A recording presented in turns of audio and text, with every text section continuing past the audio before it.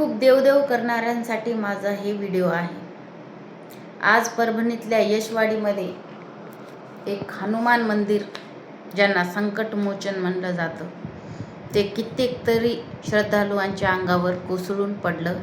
त्यामध्ये 4-5 जणांचा जागीच मृत्यू झाला आणि 40-1 जण गंभीर जखमी झालेले आहेत। तर मला वाटतं हनुमान मंदिरांना संकटमोचन, संकटहारी असं म्हटलं जातं। मग त्या जे श्रद्धाळू होते ते पाया पडायला गेले होते। शनिवारचा दिवस होता, हनुमानाचा दिवस असतो। त्यांच्या अंगावर कसं काय बरं एवढं मोठं संकट आलं?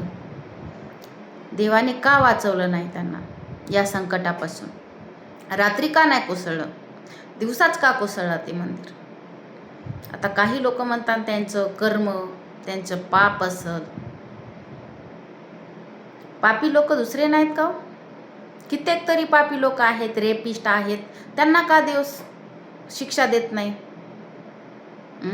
जेव्हा छोट्या छोट्या मुलींसोबत अत्याचार होतात 3-3, 4-4 वर्षाच्या, तिथे देव कुठं जातो?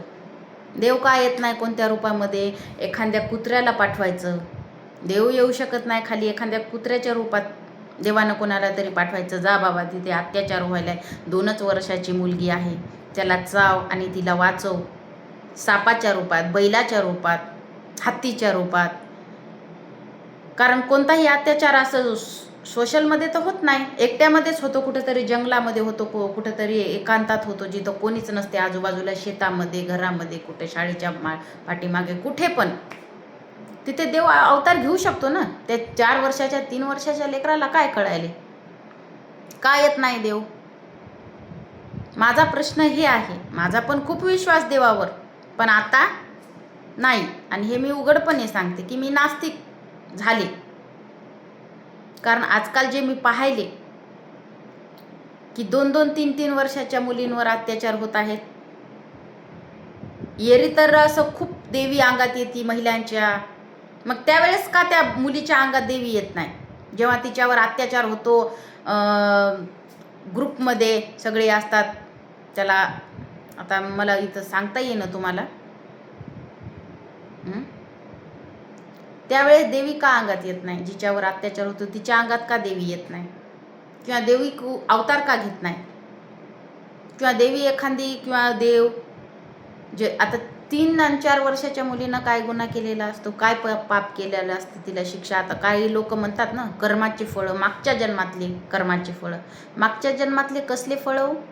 मागच्या जन्मात ती जेव्हा मेली तेव्हा ती स्वर्गात नरकात गेलीच असेल ना, नरकात तिला यातना झाल्याच असताल ना, असं तुमचं म्हणणं, माझं नाही बरं। नरक असतो, तिथं तेलात तळलं जातं, त्याला मारलं जातं चापकनं, त्याला असं केलं जातं, तसं केलं जातं, मग तेव्हा झालीच असेल ना। मग आता 3 वर्षात कशाला तिला शिक्षा? 3 वर्षाच्या मुलीला काय कळतं? मागच्या जन्मात ती मेली, जेव्हा नरकात गेली तेव्हा ती तिची शिक्षा भोगून आलीच असेल। आता हे तिचा दुसरा जन्म असेल, मग या जन्मात 3च वर्षाला पुन्हा म्हणतात देवानं नशिबात लिहिलं। देव नशीब लिहितो, 3 वर्षाच्या मुलीच्या याच्यात नशिबात इतकी क्रूर हत्या लिहिते, इतकं क्रूर अत्याचार लिहितं। आणि जर देवानं नशिबात लिहिलं, मग ते आताच लिहिलं, मग तर फाशीची शिक्षा कशाला मागायला जाता? नाही झाली पाहिजे, कारण ते तर देवाच्या मर्जीनं त्याने केले। माइंडसेट बदला।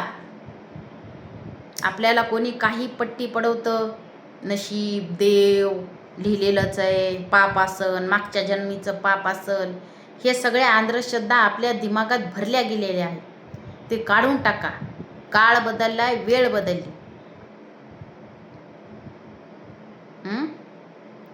खूप अशा मी महिलांना पाहिल्या ज्या जज करतात, अरे देवदेव करत नाही, फालतू बाई आहे ही, हेच नाही, कोणत्या धर्माची आहे की कोणत्या जातीची, म्हणजे तिला जज केलं जातं का? तर ती देवदेव करत नाही, देवाची पूजा करत नाही, 24 तास भजन कीर्तन करत बसत नाही।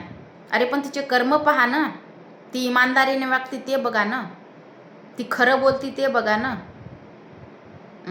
का नुसतं देवावरूनच जज करतात? अरे ती मंदिरात जात नाही, पाया पडत नाही, मी पण नाही जात, मला पण खूप जण जज करतात, अरे बिलकुलच देवाचं नाव घेत नाही, हिचा देवावर विश्वासच नाही।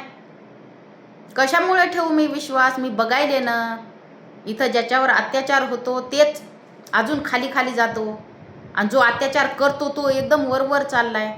त्याला तर वाटायला असं कुबेर एखादा प्राप्त झालाय कुबेर देवता. वाईटाचं चांगलं व्हायले आणि चांगल्याचं वाईट व्हायले.